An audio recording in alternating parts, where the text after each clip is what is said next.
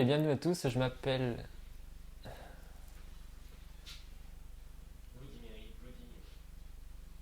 Mais qu'est-ce que tu fais? Je teste un truc. Vous aussi, vous avez joué à des jeux stupides devant votre miroir à prononcer 3 fois le même nom en attendant de voir ce qui allait se passer et en sursautant au moindre petit bruit? Alors cette vidéo est faite pour vous. Bienvenue à tous, je m'appelle Alex et aujourd'hui je vais m'intéresser à une des légendes les plus connues à travers le monde. Elle porte différents noms et est représentée sous différentes formes. J'ai nommé, mais vous l'avez deviné, la légende de la Dame Blanche.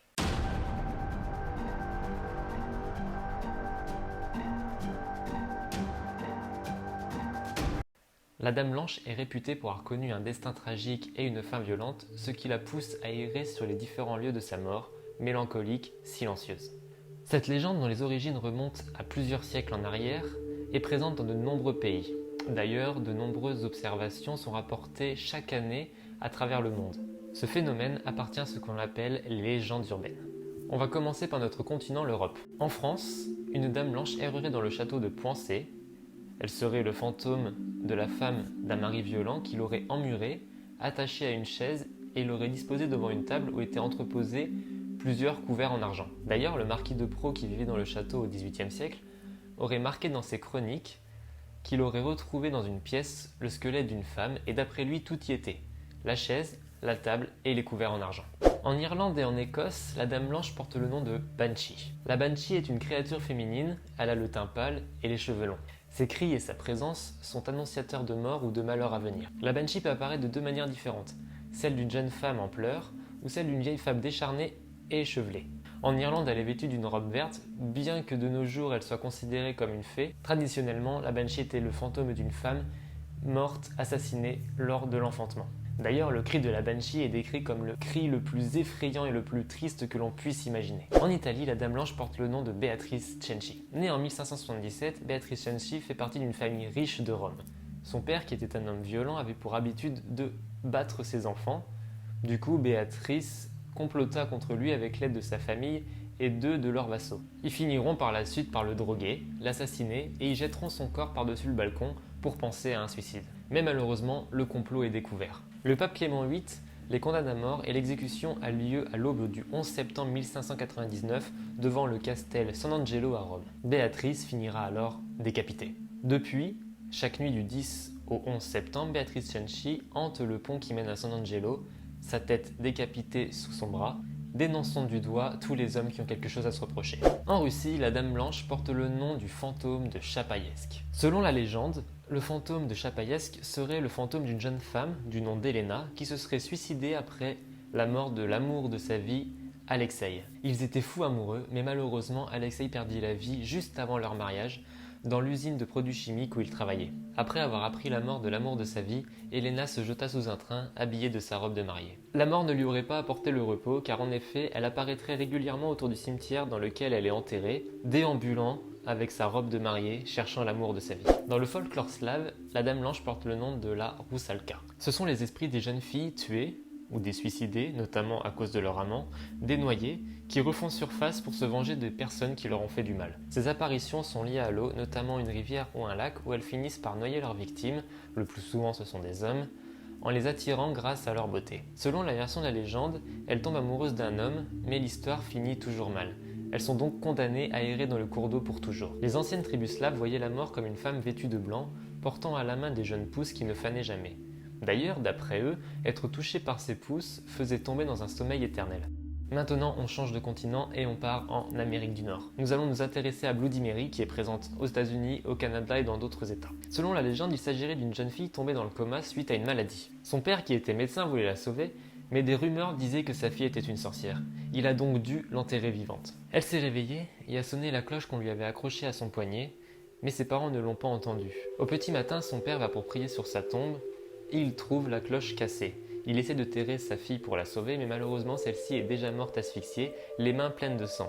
Car en effet, elle a essayé de gratter sa tombe pour pouvoir sortir et s'est arraché les ongles. L'une des variantes les plus intéressantes serait que la légende de Bloody Mary est anglaise. Elle serait le rituel qui aurait pour but d'invoquer l'esprit de Marie Tudor, ancienne reine d'Angleterre, plus connue sous le nom de Marie la Sanglante. L'apparition de Marie la Sanglante peut avoir une attitude neutre quelquefois malveillante, tout dépend de la personne qui l'a invoquée. Il existe plusieurs versions de l'invocation, mais le rituel reste le même. De nuit, la personne doit se tenir devant un grand miroir, éclairé d'une ou deux bougies, et doit fixer son reflet en prononçant le nom de Bloody Mary. Il faut le répéter 13 fois en tournant sur soi-même ou autour du miroir, ou seulement 3 fois en restant fixe. Bloody Mary apparaîtrait dans une forme ensanglantée et parfois avec le visage mutilé. Elle peut tout simplement rester de l'autre côté du miroir, ou alors le traverser pour pouvoir vous tuer si jamais vous n'arrivez pas à lui échapper. Maintenant, on part en Amérique latine. L'une des plus célèbres légendes mexicaines date de la conquête espagnole. C'est la légende de la Llorona. L'histoire raconte qu'une autochtone entretenait une relation avec un gentilhomme espagnol. Ils auraient eu 3 enfants, adorés par leur mère et dont elle s'occupait avec dévotion. Ils devaient toujours se cacher pour pouvoir se voir et la jeune femme commença à souffrir de cette situation. Elle demanda donc à son amant d'officialiser leur relation. Malheureusement, le gentilhomme qui faisait partie de la société et qui avait peur pour sa réputation esquiva à chaque fois la question. Quelque temps plus tard, l'homme poussé par ses intérêts, épousa une jeune femme riche espagnole et laissa de côté sa maîtresse. Quand elle apprit la nouvelle, la pauvre femme devint folle de douleur. Elle noya donc ses enfants dans un accès de rage et de folie. Quand elle vit leur pauvre petit corps au fond de l'eau, elle prit conscience de son acte et finira par mettre fin à ses jours. La Llorona aurait hanté le bord des cours d'eau pendant des siècles et d'ailleurs encore aujourd'hui, elle continuerait à se lamenter en cherchant ses enfants sans jamais pouvoir les retrouver. Si dans un moment de faiblesse, l'idée vous prenait de vous rapprocher d'elle pour pouvoir la consoler, faites très attention. Car pour une raison totalement obscure, elle tuerait indifféremment chaque personne qui s'approcherait d'elle, emportant les enfants avec elle. Au Venezuela, la Dame Blanche porte le nom de la Sayona. C'est l'esprit d'une jeune femme qui veut tuer tous les hommes qui sont infidèles. Quand elle apparaît, elle demande soit une cigarette ou alors elle fait de l'autostop. Lorsque les hommes essaient de voir son visage, ils sont terrifiés car en effet, elle n'a pas de visage.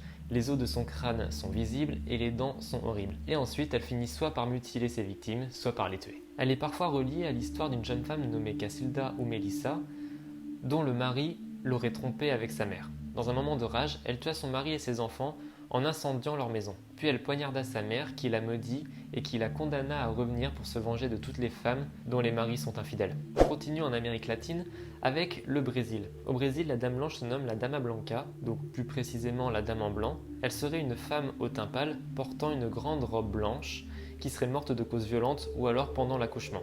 Et lors de ses apparitions, elle est généralement muette. Nous rechangeons de continent et cette fois-ci nous partons en Asie. Nous partons plus précisément au Japon et en Corée. Alors là, il faut que je prenne mes notes. Alors la Dame Blanche au Japon et en Corée porterait le nom de Kushisake Onna, ce qui signifierait la femme à la bouche fendue. La légende raconte qu'il s'agissait d'une femme très très belle, mais qui était très vaniteuse et potentiellement infidèle à son mari qui était un samouraï. Un jour, le samouraï, se pensant trompé, lui fendit la bouche jusqu'aux 2 oreilles en lui criant « Qui te trouvera belle désormais ?» Depuis, elle errerait à la nuit tombée, surtout les jours de brouillard, le visage caché derrière un masque chirurgical, donc rouge dans le folklore coréen. Lorsqu'elle croiserait quelqu'un, notamment des enfants ou des adolescents, elle leur demanderait timidement « Suis-je belle ?» Si l'enfant ne répond pas, alors elle le tuerait avec une paire de ciseaux, mais si malheureusement il dit oui, elle enlèverait son masque et lui dirait « Même comme cela ?» En cas de silence, elle couperait son interlocuteur en 2, mais si le malheureux répond oui, elle lui trancherait la bouche de la même manière qu'elle pour qu'il puisse lui ressembler. Et il est impossible de courir loin d'elle pour pouvoir s'échapper, car elle réapparaîtrait instantanément devant vous. On rechange de continent et cette fois-ci nous partons sur le continent africain. Alors là pareil, je sais pas comment ça se prononce, alors je suis vraiment désolé. On va s'intéresser à la Dame Blanche en Égypte. Et en Égypte, elle porte le nom de El Nadaha. El Nadaha est une femme magnifique, grande, fine, blanche, avec de longs cheveux noirs et une grande robe blanche transparente. Elle se tient près du Nil et appelle les hommes. Selon les croyances, un homme qui serait attiré par El Nadaha serait maudit et ne pourrait pas être guéri. Et El Nadaha noie généralement ses victimes dans le Nil. Maintenant, on va s'intéresser à une légende qui se déroule en Afrique du Sud. Il s'agit de la légende de l'autostoppeuse d'Uniondale. Comme son nom l'indique, elle se trouve à la sortie d'Uniondale. Il s'agirait du fantôme de Maria Roux, décédée lors d'un accident de voiture en 1968. C'est son fiancé qui conduisait, mais contrairement à elle, son fiancé survécut. Certains racontent que Maria n'a pas conscience d'être morte car elle dormait lors de l'accident. Elle chercherait donc à retrouver son mari pour pouvoir enfin terminer les préparatifs du mariage. Et enfin, nous allons terminer avec la dernière légende. Cette fois-ci, nous partons vers l'Océanie. À Hawaï, la Dame Blanche porte le nom de Dame Verte. D'après la légende, la Dame Verte serait le fantôme d'une femme cherchant son enfant. Celui-ci se serait perdu dans le canyon entre 2 volcans sur l'île d'Oahu, mais il n'a jamais été retrouvé, et sa mère continuerait encore à le chercher après sa mort. La légende raconte que si elle croise le chemin d'un enfant, elle s'accrocherait à lui, malheureusement, pensant que c'est le sien. Voilà, c'est la fin de la vidéo, j'espère qu'elle vous a plu. Bon, bien sûr, j'ai pas parlé de toutes les légendes, sinon j'aurais fait une vidéo de 6h30. Mais si jamais ça vous intéresse, je vous mets tous les liens en description. En commentaire, n'hésitez pas à me dire quelle version de la Dame Blanche vous préférez. On n'oublie pas d'appuyer sur le bouton s'abonner, de cliquer sur le petit pouce bleu. Prenez soin de vous et de vos proches en restant chez vous. Que la terreur soit avec vous et ciao!